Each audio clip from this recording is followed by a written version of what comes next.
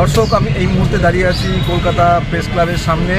বাংলাদেশের যে অস্থির পরিস্থিতি, সেই পরিস্থিতিতে কিন্তু এখন পর্যন্ত স্বাভাবিক থাকলেও কিন্তু যারা যাত্রীরা এসেছেন কলকাতায় পর্যটন কেন্দ্রে ঘুরতে এসেছেন, কেউ চিকিৎসা করাতে এসেছেন, কেউ কেনাকাটি করতে এসেছেন, তারা বলছেন যে বাংলাদেশের অস্থিরতা স্বাভাবিক হয়েছে এবং দুই দেশের ভুল বোঝাবুঝি হয়তো কিছুদিনের মধ্যে ঠিক হয়ে যাবে এবং এই যে ভিসা, মেডিকেল ভিসা, সেই ভিসার যে জটিলতা সেটাও হয়তো স্বাভাবিক হয়ে যাবে, এমনটাই তারা মনে করছেন।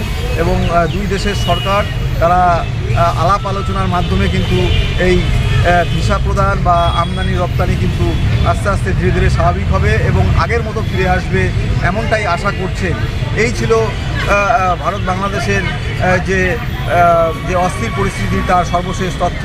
কমল দত্ত, কলকাতা।